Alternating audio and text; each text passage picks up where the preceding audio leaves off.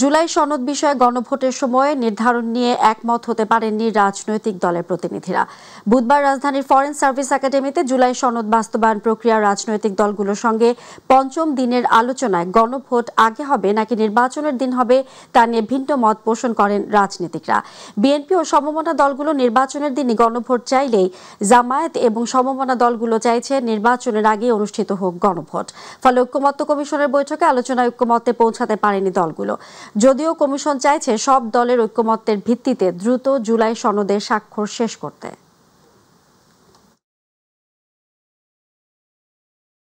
এটা সুস্পষ্ট যে এখানে যারা উপস্থিত আছেন তারা এবং তার বাইরে গোটা দেশ অপেক্ষা করছেন যে আমরা সকলে মিলে এমন একটি ঐক্যমত্যের জায়গায় পৌঁছতে পারবো যাতে করে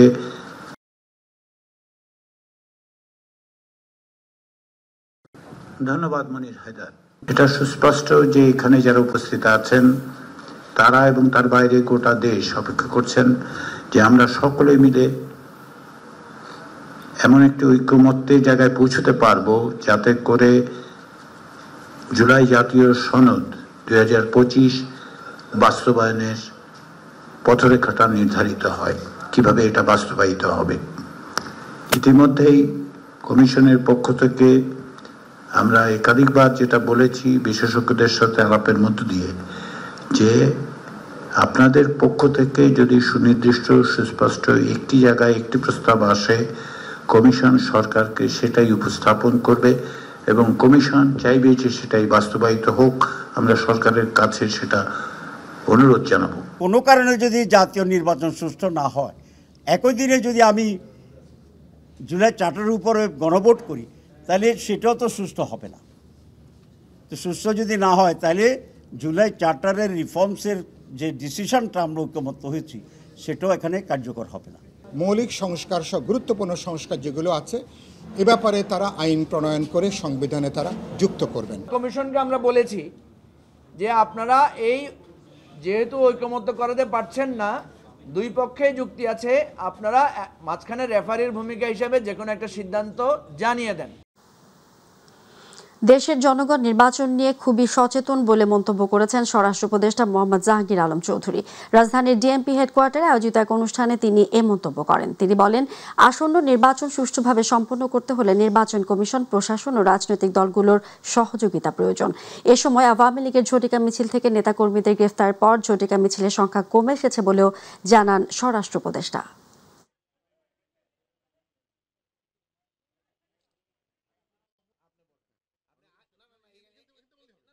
শিল্প উপদেষ্টা তাদের সবাই সহযোগিতায় আমরা এই 200 গাড়ি সরকারি ভাবে ক্রয় করা আমাদের সম্ভব হয়েছে। এটা আমরা প্রগতি ইন্ডাস্ট্রির মাধ্যমে আমরা এটা ক্রয় করেছি। আমাদের আপাতত এই 200 পিক আপ, পরে হয়তো আমরা সাবসিকুয়েন্টলি এই বছর আরও অন্যান্য পিক আপ, প্রিজন ভ্যান এবং আমাদের আরও জিপ ক্রয় করা হবে। পরিবেশ, বন ও জলবায়ু পরিবর্তন মন্ত্রণালয় এবং পানি সম্পদ মন্ত্রণালয়ের উপদেষ্টা সৈয়দা রিজওয়ানা হাসান বলেছেন, উপদেষ্টারা স্রেফ এক্সিট খুঁজছে। নাহিদ ইসলামের এই বক্তব্য তাকেই প্রমাণ করতে হবে তিনি কোনো এক্সিট খুঁজছেন না। তিনি দেশেই ছিলেন, বাকিটা জীবনও বাংলাদেশে কাটাবেন বলে উল্লেখ করেন তিনি।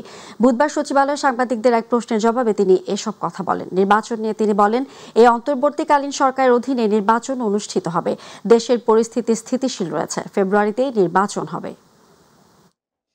ফেব্রুয়ারিতে ইলেকশন হবে, এইখানে আর কোনো প্রশ্নবোধক চিহ্ন তোলার আর কোনো সুযোগ বা অবকাশ আছে বলে আমরা মনে করছি না। এখন নাহিদ ইসলাম কেন কোন কথা বললেন, উনি যে নামগুলো প্রকাশ করেননি, যে আলোচনার বিষয়গুলো প্রকাশ করেননি, সেটা নিয়ে আমি কেমন করে মন্তব্য করব বলেন। আমি যেটুকুন দেখতে পাই খোলা চোখে সেটা হচ্ছে সকল রাজনৈতিক দলের মতন এই নবগঠিত রাজনৈতিক দলের সাথেও সরকারের ভালো একটা ওয়ার্কিং রিলেশনশিপ আছে।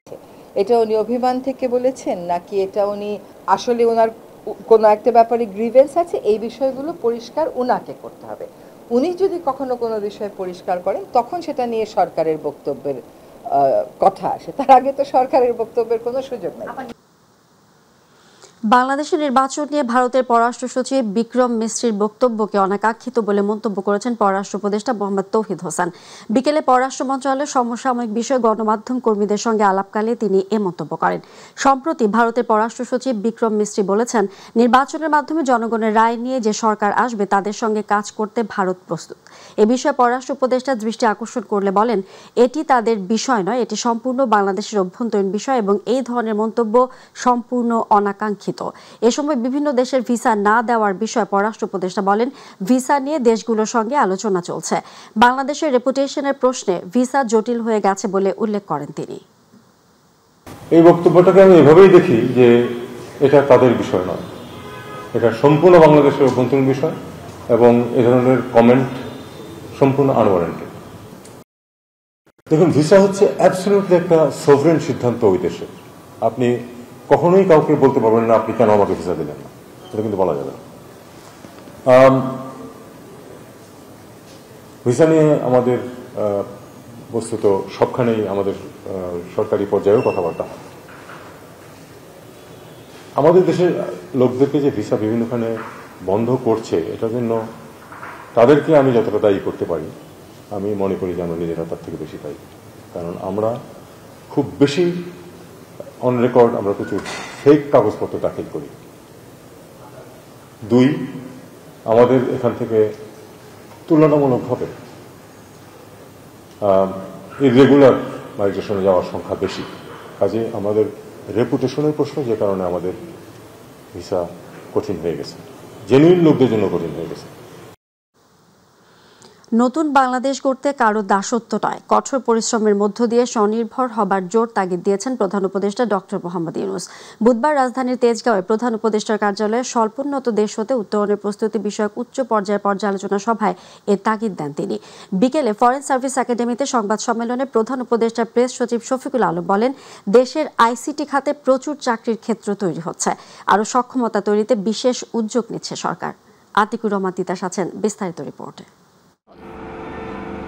এলডিসি গ্র্যাজুয়েশন বা উন্নয়নশীল দেশে উত্তরণের ফলে যেমন নতুন সুযোগের দ্বার উন্মোচিত হবে, তেমনি চলমান স্বল্পোন্নত দেশের অনেক সুযোগ সুবিধা কমে আসবে বাংলাদেশের। এমন পরিস্থিতিতে প্রধান রপ্তানি পণ্য তৈরি, পোশাক ও অন্যান্য শিল্পপণ্যের বাজার সমুন্নত রাখার পাশাপাশি স্থানীয় শিল্পসমূহের আন্তর্জাতিক বাজারে টিকে থাকার সক্ষমতা বাড়ানো জরুরি। রাজধানীর তেজগাঁয়ে প্রধান উপদেষ্টার কার্যালয়ে স্বল্পোন্নত দেশ হতে উত্তরণের প্রস্তুতি বিষয়ক উচ্চ পর্যায়ের পর্যালোচনা সভা অনুষ্ঠিত হয়, যেখানে উপদেষ্টা পরিষদ ও সরকারের উচ্চ পর্যায়ের কর্মকর্তারা উপস্থিত ছিলেন। মিটিংয়ে সভাপতি ছিলেন প্রধান উপদেষ্টা ডক্টর মোহাম্মদ ইউনূস।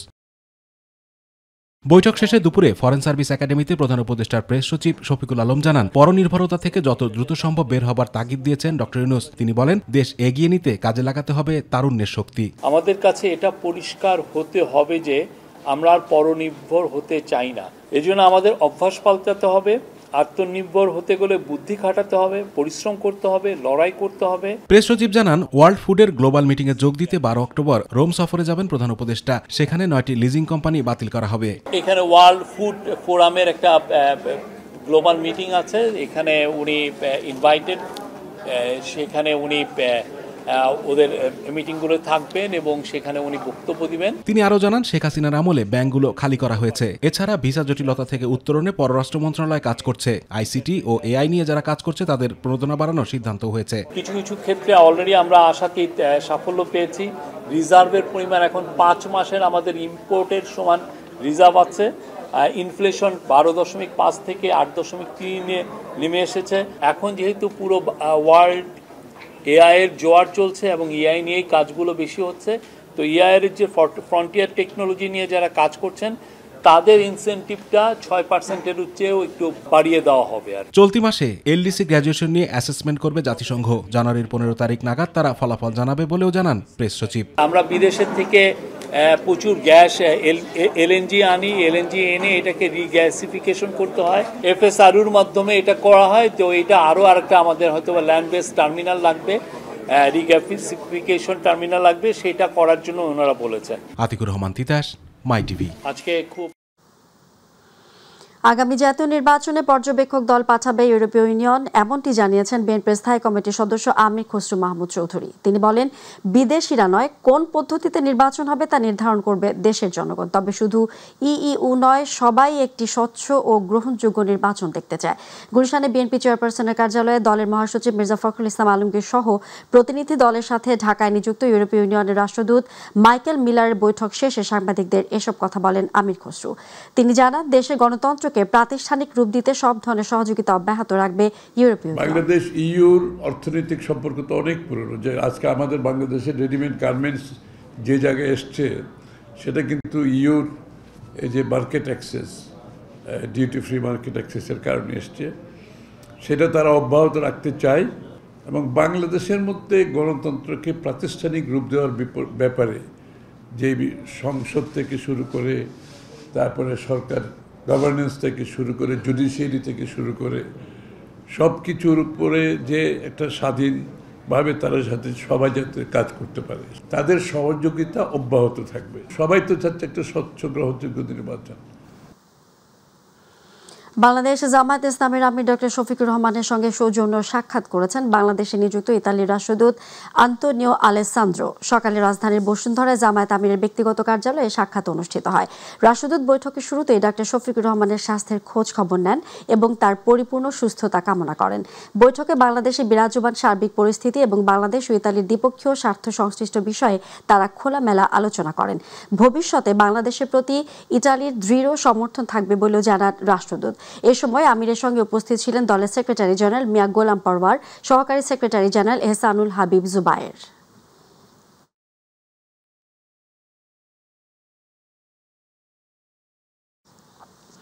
দেশে জাতীয় নির্বাচনের পালে হাওয়া লেগেছে। আগামী ফেব্রুয়ারিতে নির্বাচন আয়োজনের ঘোষণা দিয়েছেন অন্তর্বর্তীকালীন সরকারের প্রধান উপদেষ্টা। নির্বাচনে ভোটারদের কাছে বিএনপির বিকল্প হতে চাইছে ইসলামী দলগুলো। তারা এক ছাতার নিচে ঐক্যবদ্ধ হয়ে আগামী নির্বাচনে লড়তে চায়। তবে আসন বণ্টন নিয়ে এখনো হয়নি কোনো আলোচনা। শীর্ষ নেতারা বলছেন, প্রার্থী গ্রহণযোগ্যতা, কর্মী বাহিনী এবং দলীয় শক্তি বিবেচনা নিয়েই কোন দল কোন আসনে প্রার্থী দেবে তা ঠিক করা হবে। মাহবুব সৈকতের বিশেষ রিপোর্ট। জুলাই গণ অভ্যুত্থানের পর জামাত এবং অন্যান্য ইসলামী দল ও সংগঠনগুলোর রাজনৈতিক তৎপরতা বেড়েছে চোখে পড়ার মতো।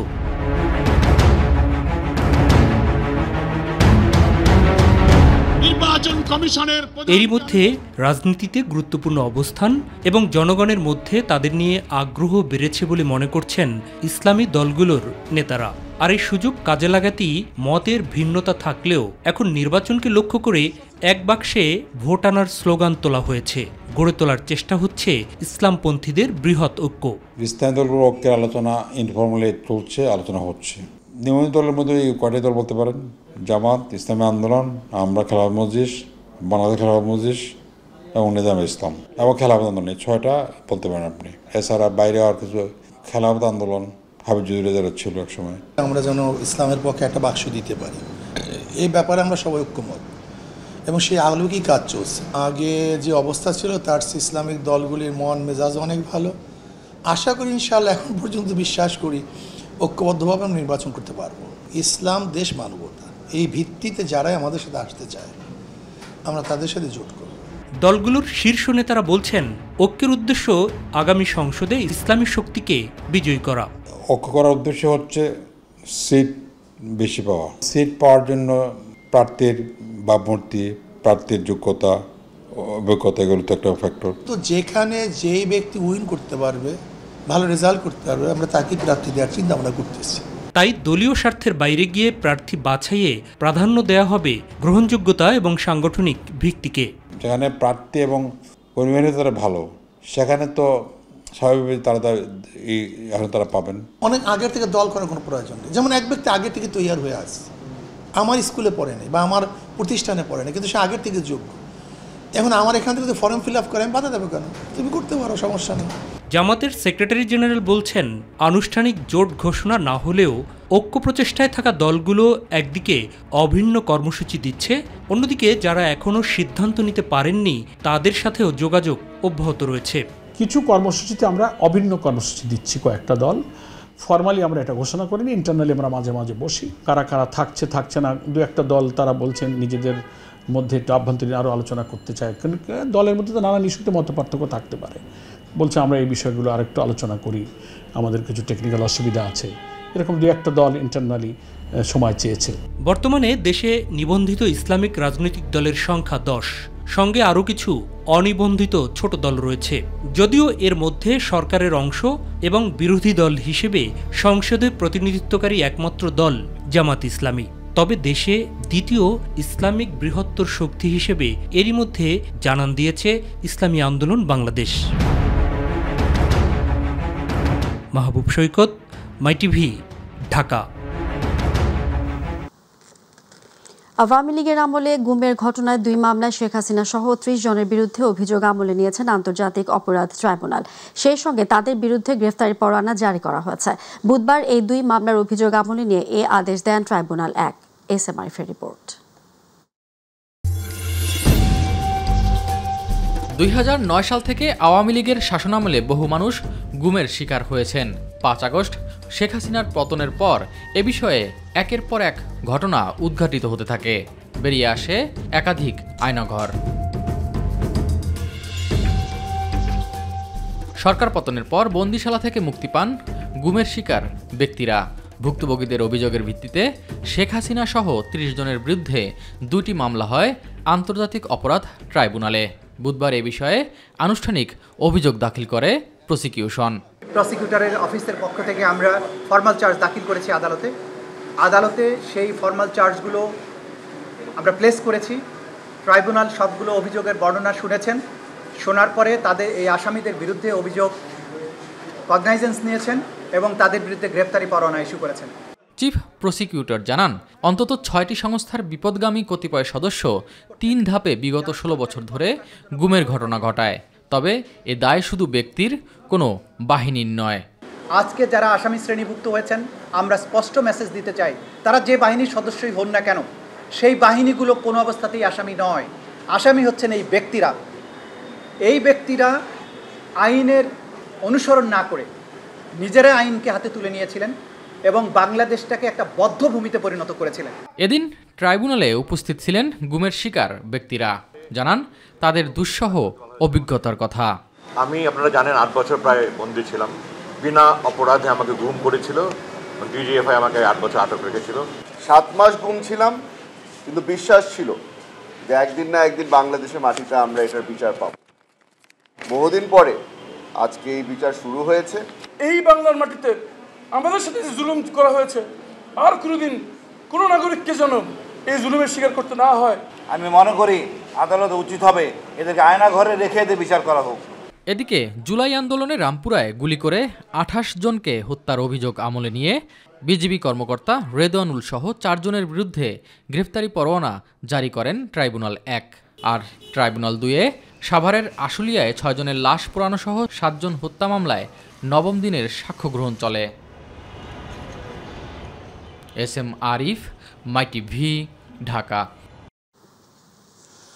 সড়ক পরিবহন ও সেতু মন্ত্রণালয়ের উপদেষ্টা মোহাম্মদ ফাউজুল কবির খান দীর্ঘ 3 ঘণ্টা ঢাকা সিলেট মহাসড়কের আশুগঞ্জ অংশে যানজটে আটকে পড়ে অবশেষে মোটরসাইকেল করে ব্রাহ্মণবাড়িয়া বিশ্ব রোড মোড়ে আসেন।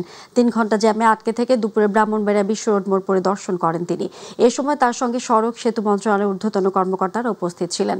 পরিদর্শন শেষে তিনি সাংবাদিকদের জানান, সড়ক ও সেতু মন্ত্রণালয়ের ঊর্ধ্বতন 12 জন কর্মকর্তাকে ঢাকায় অফিসে না বসে ঢাকা সিলেট মহাসড়কের ব্রাহ্মণবাড়িয়া বিশ্ব রোডের অস্থায়ী কার্যালয়ে দায়িত্ব পালনের নির্দেশনা দেওয়া হয়েছে। দায়িত্বপ্রাপ্ত কর্মকর্তারা এই বিষয়ে অবহেলা করলে বা অফিসে না পাওয়া গেলে তাদেরকে সাসপেন্ড করা হবে।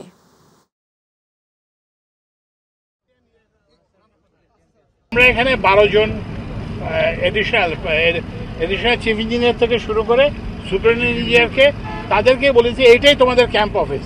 ঢাকায় ওই যে রোডস অ্যান্ড হাইওয়েজের অফিসে যাওয়া লাগবে না, এখানে থেকে এই সমস্যাটা সমাধান করতে হবে। একটা জিনিস হচ্ছে যেটা বললাম যে অতীতকে নিয়ে তো আমরা ইয়ে করতে পারবো না, বুঝছেন না, কিন্তু আমরা যাতে সামনে যাতে মানুষের কষ্ট না হয় এটার জন্য আমরা চেষ্টা করবো। কোনোভাবে অসুবিধা হতো না যদি ট্রাফিকের একটা শৃঙ্খলা থাকতো।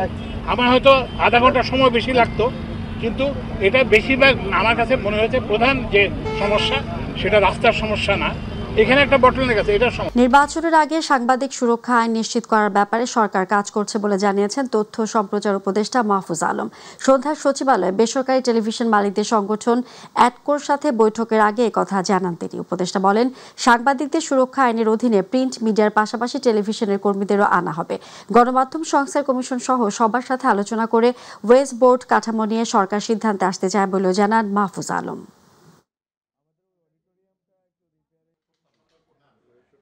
সাংবাদিকতা সুরক্ষা আইন, এই আইনের সাথে আপনাদের এটা টেলিভিশন চ্যানেলের সাথেও যুক্ত হবে। মানে এটা শুধুমাত্র যেটা হয় আর কি প্রিন্ট মিডিয়াতে না, টেলিভিশন চ্যানেলের সাংবাদিকরাও এটার আওতায় থাকবেন যেহেতু, ফলে এটাও আপনাদের জানানো দরকার। আর আমাদের আরও যেটা উদ্যোগ আছে যে ওয়েজ বোর্ডের বিষয়টা আপনাদের সাথে আলোচনা করে থাকে। আমি নওয়াবকে বলছি, নওয়াবের সাথে একটা মিটিং আমার হয়েছিল, পরে এটার ফলো আপ আমরা মিটিং চাইছিলাম, কিন্তু ওনারা হয়তো ওনাদের প্রতিনিধি পাঠাইছেন, আরও এক্সটেন্সিভ মিটিং দরকার। চট্টগ্রাম বিশ্ববিদ্যালয় কেন্দ্রীয় ছাত্র সংসদ চাকসুন নির্বাচনে 8 দফার ইশতেহার ঘোষণা করেছে ছাত্রদল প্যানেল। বিকেলে বিশ্ববিদ্যালয়ের বুদ্ধিজীবী চত্বরে ইশতেহার ঘোষণা করেন প্যানেলের সহসভাপতি ভিপি প্রার্থী সাজ্জাদ হোসেন হৃদয়। এ সময় ছাত্রদলের কেন্দ্রীয় সাধারণ সম্পাদক নাসির উদ্দিন নাসির, সহসভাপতি জিয়াউদ্দিন বাসেদ সহ কেন্দ্রীয় ও শাখার অন্যান্য নেতৃবৃন্দ উপস্থিত ছিলেন। এদিকে চাকসুন নির্বাচনের আর মাত্র 6 দিন বাকি। নির্বাচনী আমেজে পুরো ক্যাম্পাস। প্রচারণা ব্যস্ত হয়ে উঠছেন প্রার্থীরা। ভোটারদের আকৃষ্ট করতে অবলম্বন করছেন অভিনব সব কৌশল। প্রার্থীদের সৃজনশীলতায় ভরপুর প্রচারপত্রে ফুটে উঠছে নতুন নতুন আইডিয়া। সকাল থেকে রাত পর্যন্ত বিশ্ববিদ্যালয়ের বিভিন্ন স্থানে লিফলেট হাতে ছুটছেন তারা। নির্বাচনকে ঘিরে উৎসবের আমেজ সৃষ্টি হয়েছে পুরো ক্যাম্পাস জুড়ে। প্রার্থীরা ঘুরে বেড়াচ্ছেন এক অনুষদ থেকে আরেক অনুষদে। বাদ যাচ্ছে না ক্যাফেটেরিয়া কিংবা ক্যান্টিনও। যেখানে শিক্ষার্থীদের দেখা মিলছে, করছেন কুশল বিনিময়, চাইছেন ভোটারদের ভোট ও দোয়া, শুনছেন ভোটারদের নানা প্রত্যাশার কথাও। চট্টগ্রাম বিশ্ববিদ্যালয় কেন্দ্রীয় ছাত্র সংসদ নির্বাচনের ছাত্র শিবির সমর্থিত প্যানেল সম্প্রীতির শিক্ষার্থী জোট 9টি মূল বিষয় সামনে রেখে 33 দফার ইশতেহার ঘোষণা করেছে। দুপুর 2:30টায় বিশ্ববিদ্যালয়ের বুদ্ধিজীবী চত্বরে এসব ইশতেহার ঘোষণা করেন প্যানেলটির সহসভাপতি প্রার্থী ইব্রাহিম হোসেন রনি। এছাড়া ঘোষিত ইশতেহারের মধ্যে 9টি মূল বিষয় রেখেছে প্যানেলটি। এগুলো হলো আবাসন, যাতায়াত, স্বাস্থ্যসম্মত খাবার, নিরাপদ ও গ্রিন ক্যাম্পাস, সেশন জট, অটোমেশন, শিক্ষা গবেষণা ও কেরিয়ার, নারী বান্ধব ক্যাম্পাস, ওয়েলফেয়ার কার্যক্রম। জুলাই বিপ্লবের শিক্ষার্থীদের উপর হামলায় প্রত্যক্ষ ও পরোক্ষভাবে জড়িত ছাত্র, শিক্ষক, কর্মকর্তা, কর্মচারীদের একাডেমিক ও ফৌজদারি আইনে শাস্তি নিশ্চিত করা। চাকসু নির্বাচনকে বিশ্ববিদ্যালয়ের একাডেমিক ক্যালেন্ডারে অন্তর্ভুক্ত করে নিয়মিত নির্বাচনের ব্যবস্থা করা। রাষ্ট্র নির্বাচনে দ্বিতীয় দফায় 4র্থ দিনের প্রচারণা চলছে। দীর্ঘ প্রচারণায় অনেকটা হাঁপিয়ে উঠেছেন প্রার্থী এবং ভোটার সকলেই। এতে অনলাইন প্রচারণায় ঝুঁকেছেন ছাত্র শিবির দল সহ অন্যান্য প্যানেলের প্রার্থীরা। প্রতিদিন সকাল 9টা থেকে 11:30টা পর্যন্ত বিশ্ববিদ্যালয়ে ক্লাস পরীক্ষা থাকায় প্রার্থীরা পাচ্ছেন না ভোটারদের সরব উপস্থিতি। তাতে একাডেমিক ভবনগুলোর সামনে চায়ের আড্ডা বা শিক্ষার্থী জমায়েতে ছুটছেন তারা। আর ক্যাম্পাসে প্রায় 32,000 শিক্ষার্থীর 79% বাইরে থাকায় অনলাইন প্রচারণায় ঝুঁকেছে প্রার্থীরা। তবে সব মিলিয়ে দীর্ঘ প্রচারণায় বেড়েছে প্রচারণার খরচ, প্রভাব পড়ছে পড়াশোনা ও গবেষণাতেও।